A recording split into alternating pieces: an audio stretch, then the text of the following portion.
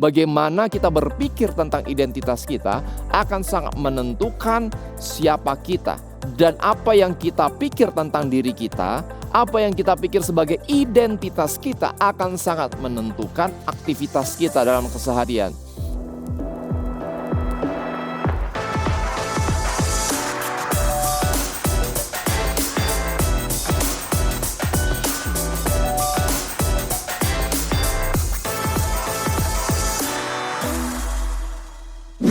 Hello Church, ketemu lagi di ibadah online khusus mahasiswa Kampus Connection. Masuk ke bulan yang baru nih, apa rencana kalian di bulan ini? Ayo buka lagi resolusi tahun ini, atur strategi pelaksanaan dan dilaksanakan juga ya, supaya nggak cuma jadi ilusi. Make this November remember, ya. Nah, gue juga nggak bosen-bosen nih buat ngajak kalian, mahasiswa yang tinggal di kota Bandung, untuk ibadah secara onsite setiap hari Minggu, di Pasir Koja 58 pukul 11.30 siang. Ajak teman-teman kalian juga ya. See you on Sunday. Sebagai ucapan syukur kita, yuk kita sama-sama memberikan persembahan untuk Tuhan. Kalian bisa memberikan persembahan melalui nomor rekening atau kalian bisa langsung scan QR Code yang tertera di layar kalian. Selamat memberi.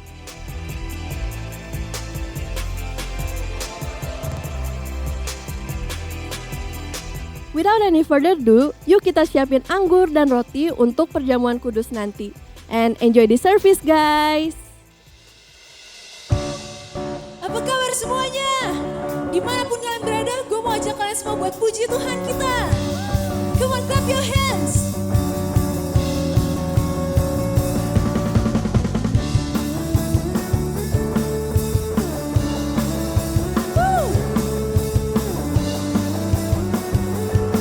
Sama-sama kita katakan,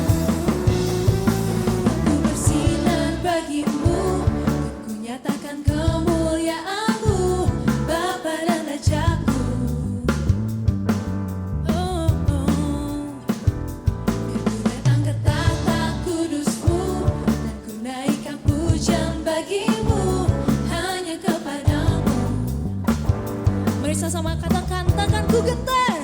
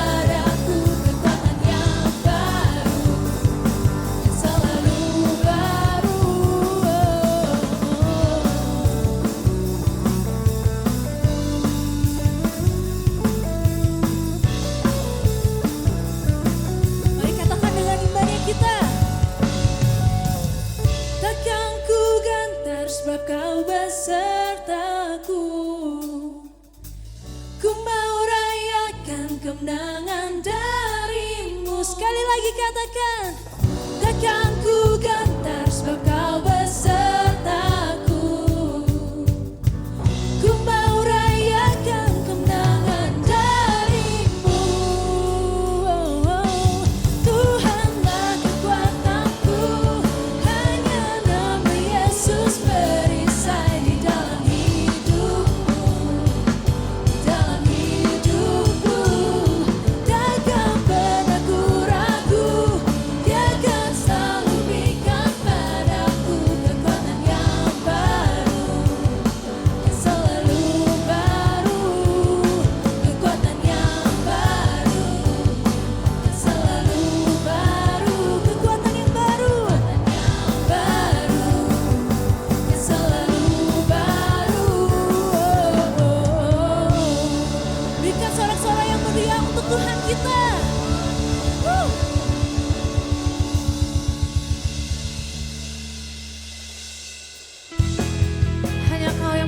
dalam kehidupan kami Tuhan.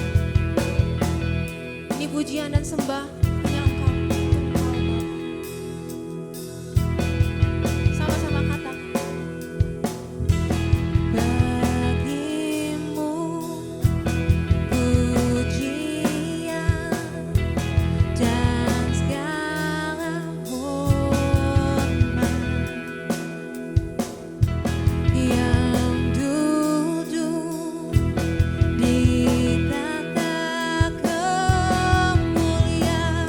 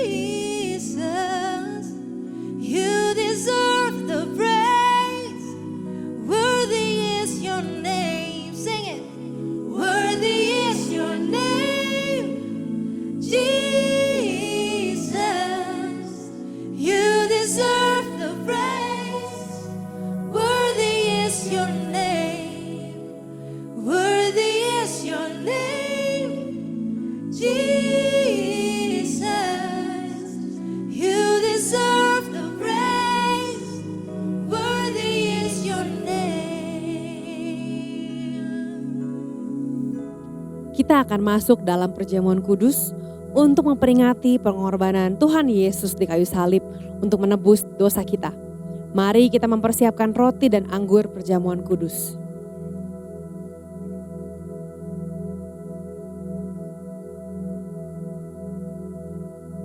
Adapun perjamuan kudus ini diperuntukkan bagi orang-orang yang telah menerima Yesus sebagai Tuhan dan Juru Selamat secara pribadi. Sebelum kita mengambil perjamuan kudus ini, mari kita siapkan hati kita dengan memohon ampun atas dosa-dosa kita, dan mari kita mengampuni orang-orang yang telah menyakiti hati kita.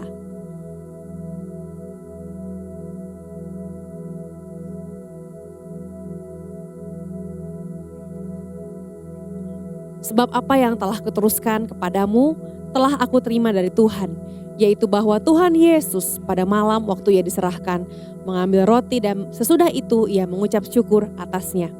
Ia memecah-mecahkannya dan berkata, "Inilah tubuhku yang diserahkan bagi kamu. Perbuatlah ini menjadi peringatan akan aku." Mari kita makan roti ini dengan penuh ucapan syukur di dalam nama Tuhan Yesus.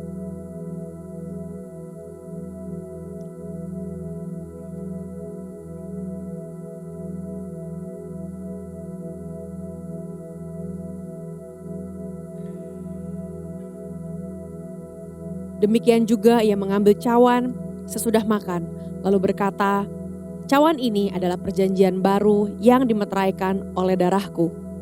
Perbuatlah ini setiap kali kamu meminumnya, menjadi peringatan akan aku. Sebab setiap kali kamu makan roti ini dan minum cawan ini, kamu memberitakan kematian Tuhan sampai ia datang." Mari kita minum anggur ini dengan penuh ucapan syukur karena kasih Allah yang sangat besar yang dinyatakan bagi kita di dalam nama Tuhan Yesus.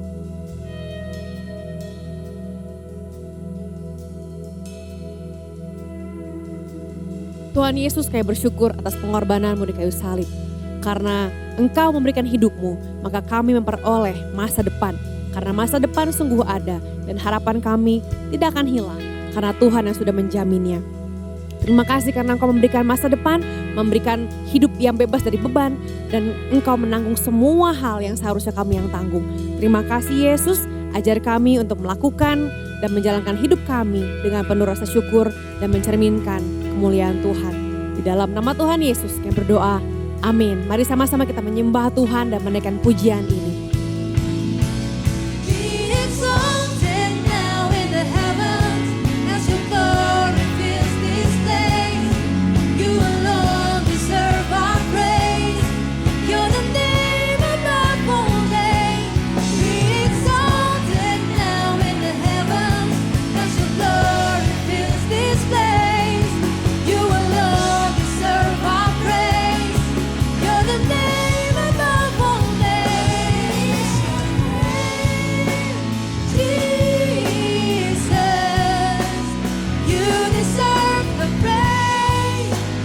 Worthy is your name. Worthy is your name. Jesus, you deserve the praise. Worthy is your name.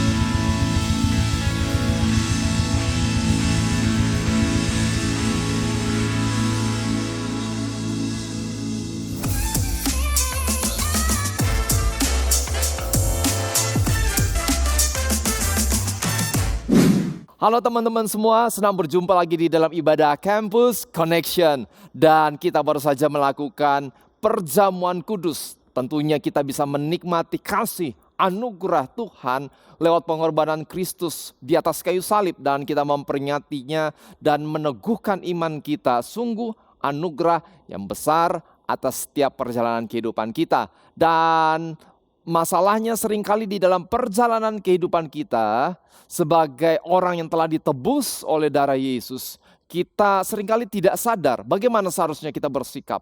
apa yang seharusnya kita terima dalam perjalanan kita mengikut Kristus. Dan bagaimana seharusnya kita bersikap dalam menjalani keseharian kita. Dan sepanjang bulan ini kita akan membahas itu. Bagaimana seharusnya kita hidup di dalam kerajaan Allah. Tetapi lebih lanjut kita akan belajar bersama-sama dan untuk itu kita berdoa terlebih dahulu. Kami mengucap syukur Tuhan.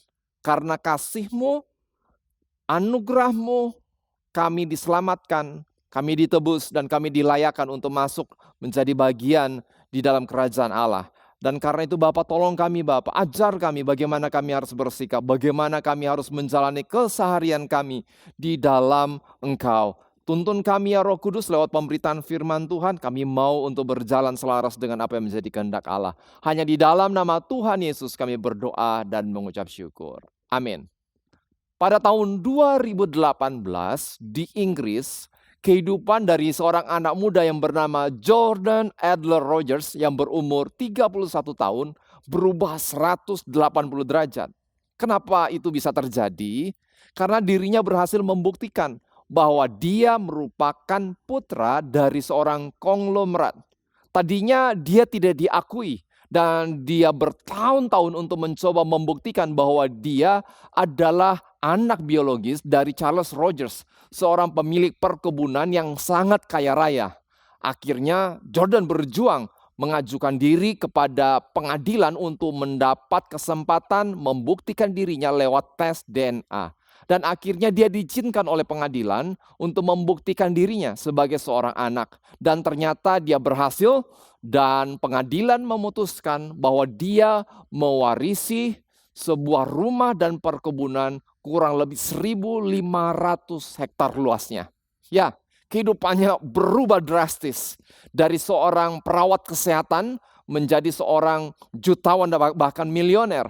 Sedemikian besarlah dampak dari status seorang anak. Nah, tahukah kita bahwa kita pun punya status yang luar biasa.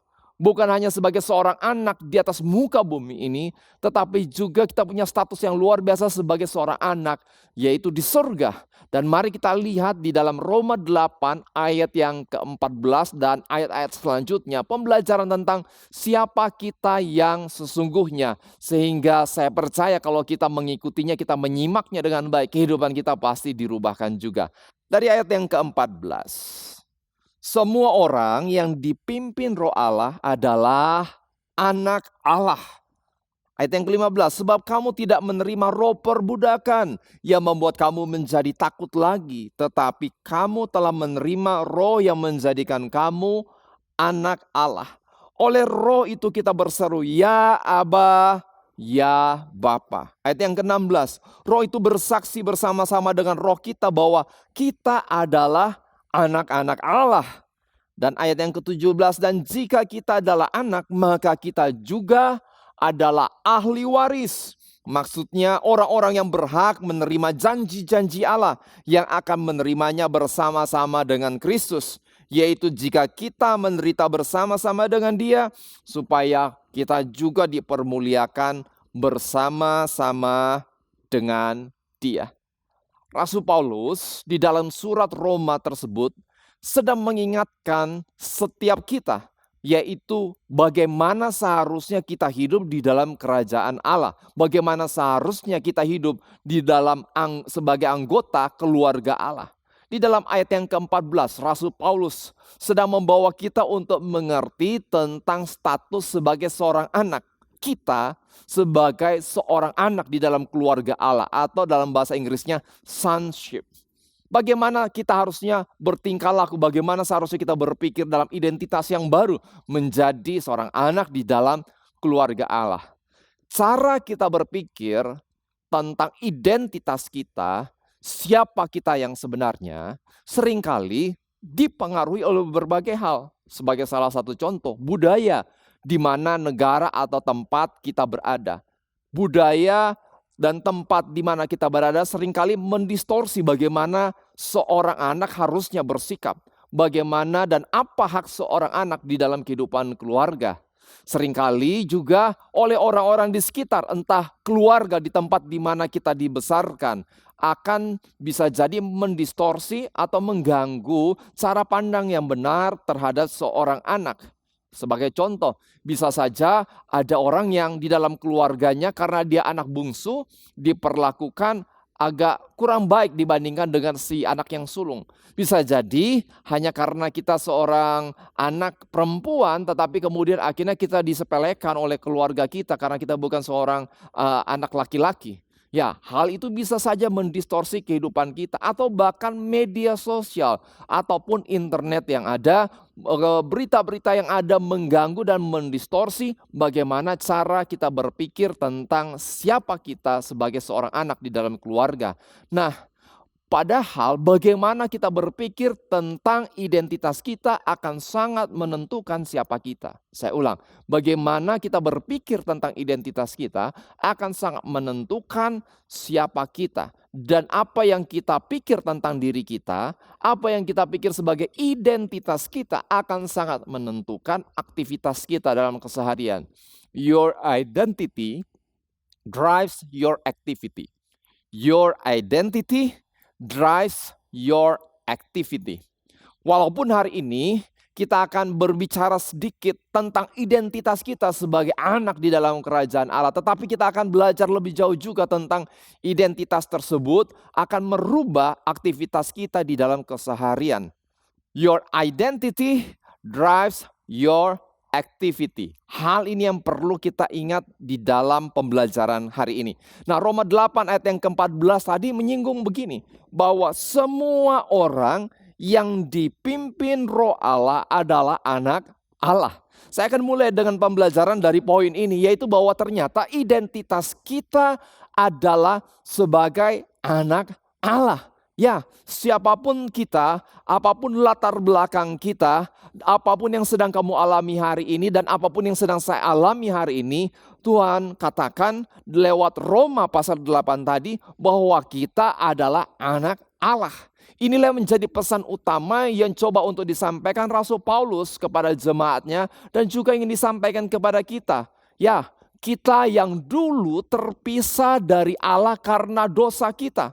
Sehingga kita manusia ini untuk datang kepada Allah tetap saja terhalang. Bukan karena Allah yang menolak kita, tetapi karena dosa kita yang menjadi pemisah antara kita dengan Allah. Kita karena keputusan kita dan kemudian kita jatuh di dalam dosa. Nah, kemudian dikatakan juga kita belajar bahwa kita harusnya karena dosa kita dimurkai oleh Allah. Seharusnya kita mengalami maut, yaitu keterpisahan daripada Allah untuk selama-lamanya. Itulah kondisi kita, dan bahkan kalaupun kita ingin menebus dosa, ingin menebus setiap kesalahan kita ingin memperbaiki dosa yang sudah kita lakukan, tetapi ternyata manusia tidak berdaya untuk menyelamatkan dirinya, tidak berdaya untuk memperbaiki dirinya sendiri. Itulah kita yang dahulu. Tetapi tentunya kita sadar betapa kita penuh dengan anugerah daripada Allah. Ya, akhirnya kita diperdamaikan dengan Allah lewat pengorbanan Tuhan Yesus Kristus di atas kayu salib. Ya, hanya lewat Yesus Kristuslah ada jalan keselamatan dan kita boleh kembali kepada Bapa. Nah, sekarang yang menjadi pertanyaan, kenapa sih Rasul Paulus kemudian menuliskan dengan istilah anak dan bahkan lebih tepatnya lagi putra? Karena dalam terjemahan bahasa Inggrisnya, anak di situ ditulis sebagai son, anak laki-laki. Kenapa enggak ditulis sebagai putra dan putri? Apakah Rasul Paulus dan pesan dari Allah itu bahwa Allah tidak menghargai anak perempuan? Tentunya tidak. Sekali lagi, tidak sama sekali.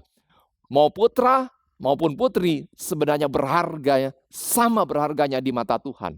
Hanya rupanya ada satu hal yang unik yang memang coba untuk dijelaskan oleh Rasul Paulus. Karena dia berusaha untuk menjelaskannya berdasarkan konsep yang ada pada zaman itu. Yaitu anak berdasarkan hukum Romawi pada saat itu yang diakui adalah anak laki-laki. Seorang anak laki-laki atau seorang putra, maka dalam hukum Roma pada saat tersebut secara hukum dianggap resmi merupakan bagian dari sebuah keluarga.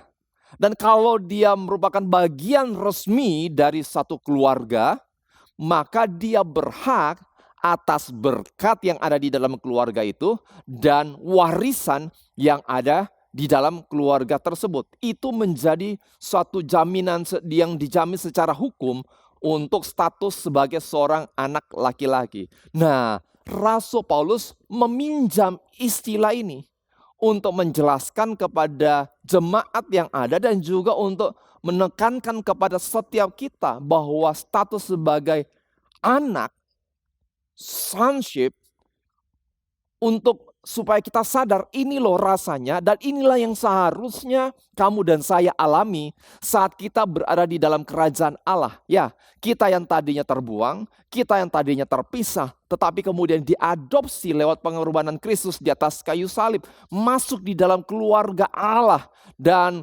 kamu bisa mengalaminya dan ini sebagai sesuatu yang legal, sesuatu yang sah, sesuatu yang dijamin oleh Allah dan kita berhak untuk menerima berkat dan kita boleh mengalami warisan di dalam keluarga Allah tersebut.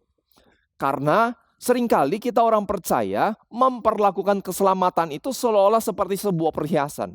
Entahkah itu mungkin jam tangan barangkali, mungkin scarf barangkali, mungkin kalung barangkali, yang kadangkala kita pakai, tetapi sebenarnya sifatnya hanya tempelan dalam kehidupan kita. Dan lebih seringnya kita copot, kita taruh di kotak, kemudian sesekali dibersihkan dan kita mengagumi keindahannya. Tapi tetap saja bagi kita sekalipun indah, sekalipun berharga, tetapi bukan menjadi sesuatu yang menjadi bagian dari kehidupan kita. Hanya sifatnya aksesoris. Betapa anehnya kalau kita memperlakukan relasi kita dengan Allah seperti itu. Nah, Rasul Paulus ingin kita sadar, inilah identitas kita yang baru ketika kita menerima Tuhan Yesus sebagai Tuhan dan Juru Selamat atas kehidupan kita. Sehingga kita bisa menjalani keseharian kita dengan relasi yang dekat dengan Allah. Bukan menjadikan Allah hanya sebagai tempelan dalam kehidupan kita. Tetapi kita anak dan dia Bapa. Sehingga kita bisa menerima kasih-Nya. Sehingga kita bisa menerima penyertaan-Nya. Kita bisa mengalami berkat-Nya yang memang Dia sediakan bagi setiap kita. Alkisah seorang pengemis yang terlunta-lunta di pinggiran jalan kota. Satu kali sang raja lewat dan kemudian melihat sosok dari pengemis tersebut. Setelah dilihat-lihat, raja memperhatikan kok pengemis ini mirip dengan anaknya yang hilang ketika berusia 7 tahun. Dan kemudian dia memerintahkan bawahannya untuk mencoba untuk mengambil anak tersebut dan mencoba untuk melihat apakah tanda lahir yang ada di betis anak tersebut, apakah sama seperti tanda lahir yang dimiliki oleh anaknya yang terhilang pada saat usia 7 tahun tersebut. Dan ketika dicek ternyata benar, sang pengemis muda tersebut adalah anak yang hilang ketika berusia 7 tahun tersebut karena memiliki tanda lahir yang sama. Akhirnya sang raja membawa sang pengemis muda tersebut ke istana. Tetapi masalahnya ketika sang pengemis, ketika dimandikan, dibersihkan dan memakai jubah kerajaan, tetapi ketika dia berada di istana, dia mengalami masalah. Kenapa? Karena dia tidak terbiasa dengan kehidupan istana. Malam dia di istana, dia coba tidur. Tapi tempat tidurnya rasanya terlalu empuk. Masih lebih nyaman untuk seperti ada di pinggiran jalan dan tidur di tanah. Sehingga dia kesulitan untuk tidur. Ketika dia makan, sang pengemis muda tadi yang berubah status, dia tidak nyaman karena harus duduk tegak di kursi dan kemudian dia harus makan dengan table manner yang baik. Akhirnya dia nggak tahan dan kemudian dia mengangkat kakinya dan makan menggunakan tangannya. Sehingga jadi bahan cemoohan orang-orang. Sehingga akhirnya lama-lama sang pengemis muda tidak merasa nyaman dengan keadaan yang ada. Keadaan yang berubah sedemikian rupa dan dia pikir buat apa juga harus berubah. Kalau kehidupan yang lamanya kelihatannya lebih enak, kenapa harus berubah? Dan harus mengikuti apa kata orang-orang sekitar, apa aturan kerajaan. Sementara kalau dulu dia bisa bebas, mau ngangkat kaki bebas, mau duduk gaya duduknya seperti apapun bebas.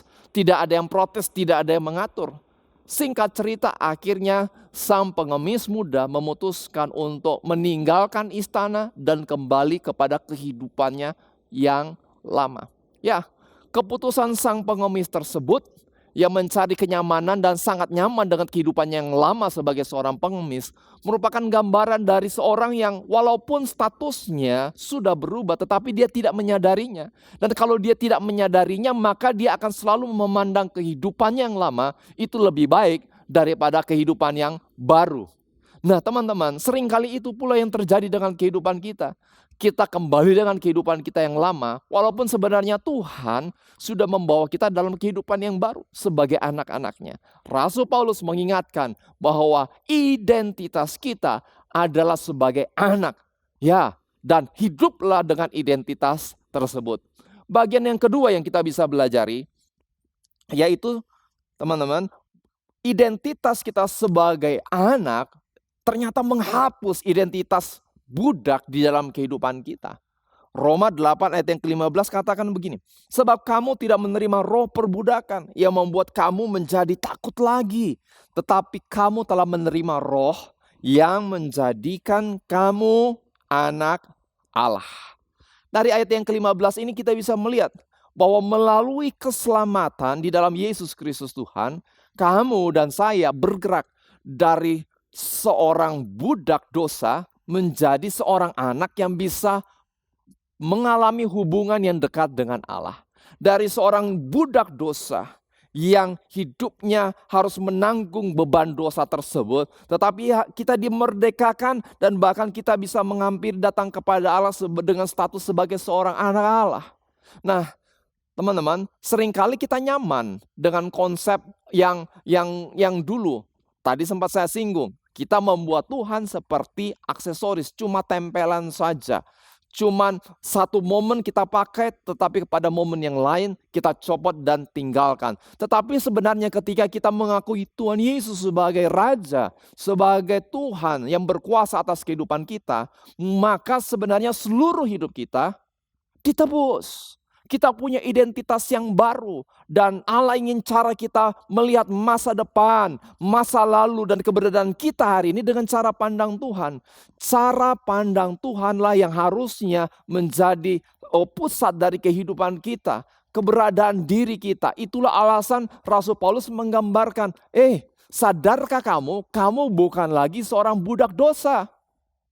Kenapa harus berpikiran sebagai seorang budak dosa? Budak dosa yang artinya terpaksa melakukan segala sesuatu karena ya terpaksa. Budak tidak punya hak apapun. Dia harus melakukan apa kata tuannya dengan terpaksa, suka atau tidak suka. Budak tidak punya masa depan melihat segala sesuatu ya karena ketakutan. Tetapi sekarang lewat pengorbanan Yesus Kristus di atas kayu salib, setiap yang percaya kita menjadi anak di dalam keluarga Allah. Sehingga kamu dan saya punya kehidupan. Kita bebas dari hukuman dosa yang seharusnya menimpa kita. Kita bebas dan kita bisa menatap masa depan. Ya, kamu dan saya bukan budak dosa lagi. Artinya kita tidak perlu melakukan kesalahan yang sama.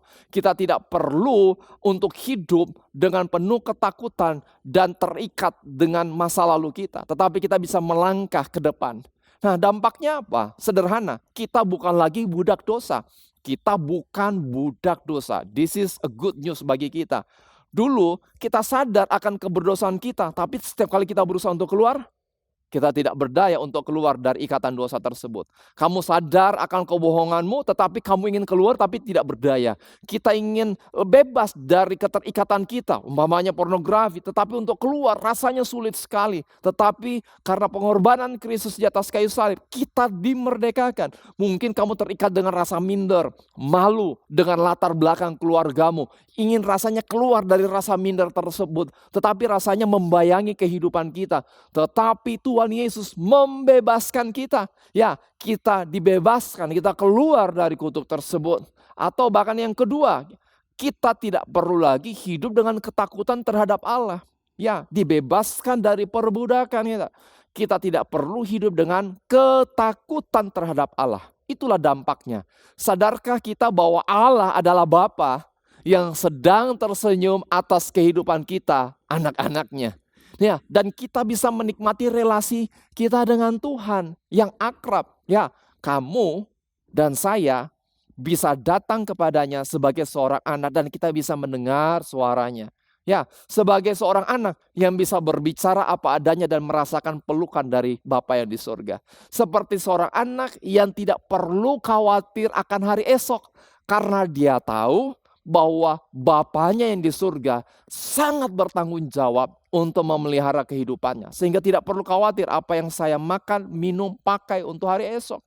Seperti seorang anak yang bisa merasakan aman, damai, karena dia sadar sepenuhnya bahwa Sang Bapa akan selalu melindungi dan membela dia. Ya, itulah kamu dan saya.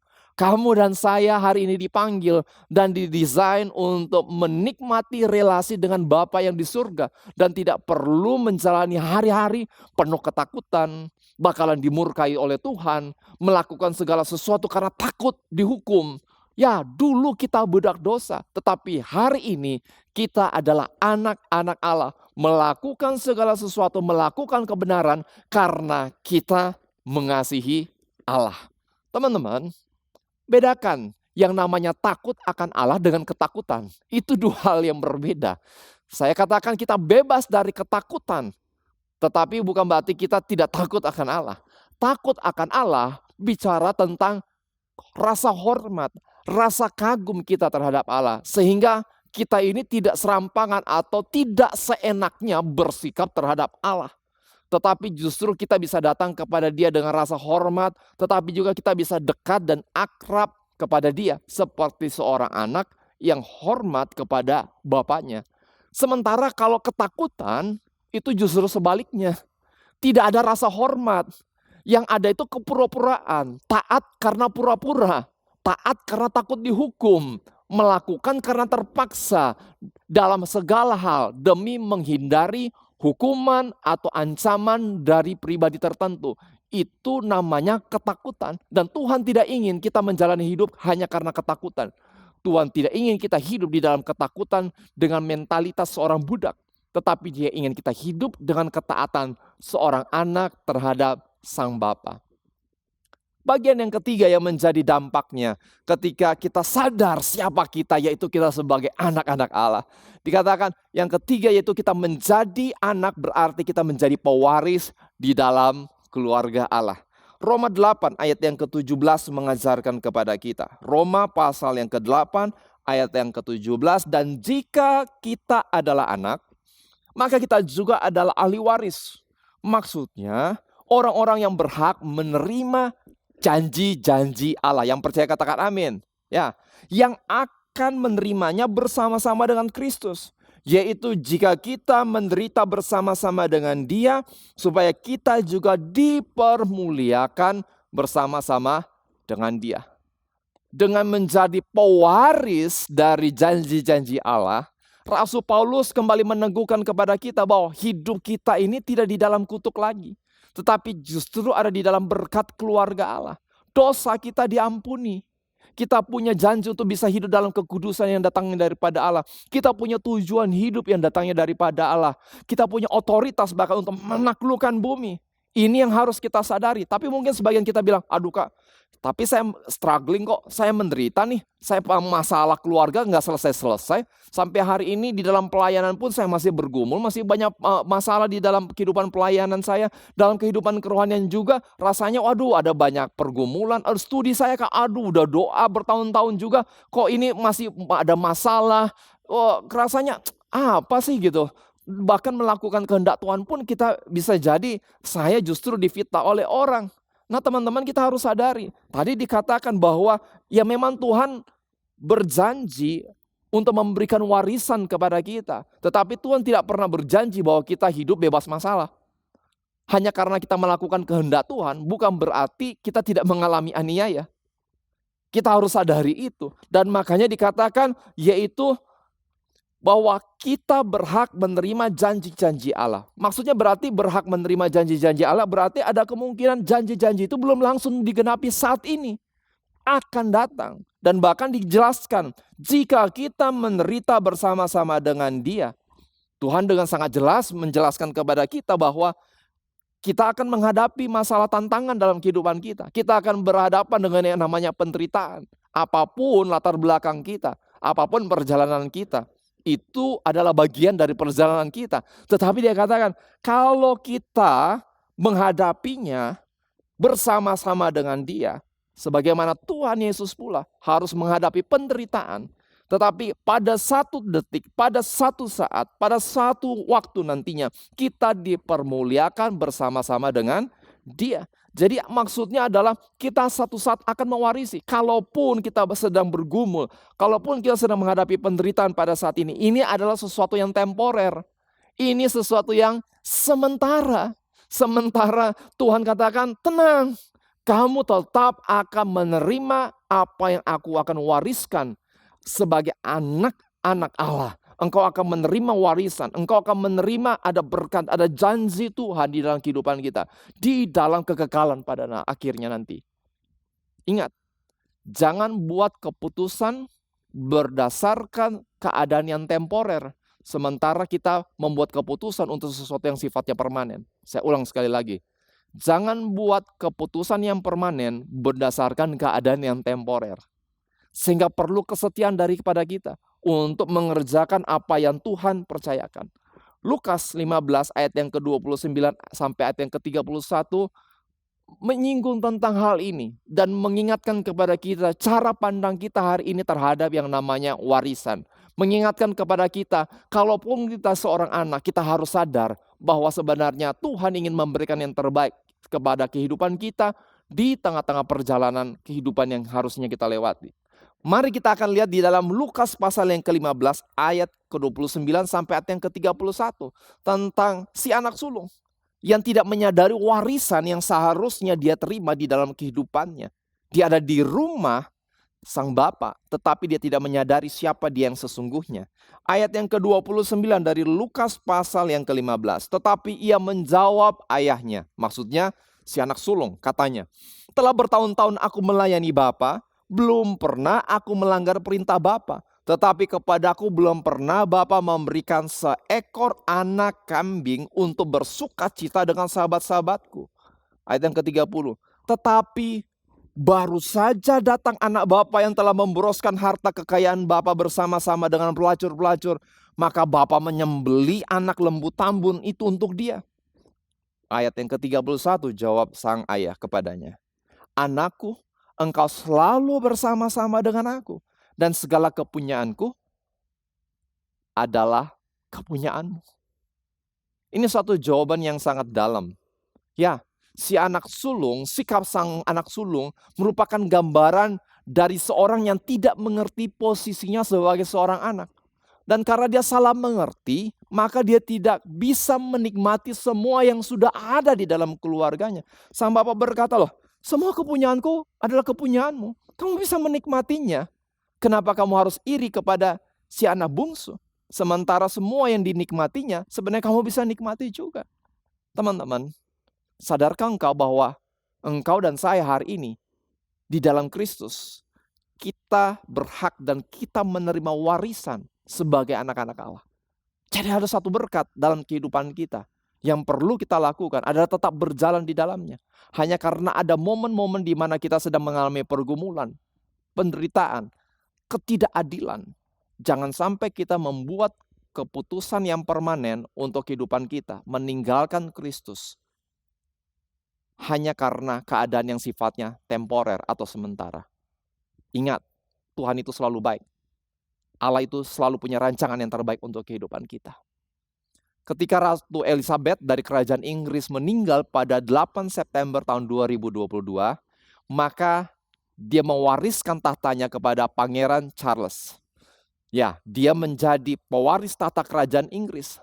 Tetapi sebagai anak dari Ratu Elizabeth, Pangeran Charles bukan saja mewarisi tahta kerajaan, tetapi ternyata semua harta yang ditinggalkan oleh Ratu Elizabeth kurang lebih sebesar 426 juta US dollar dan bebas pajak.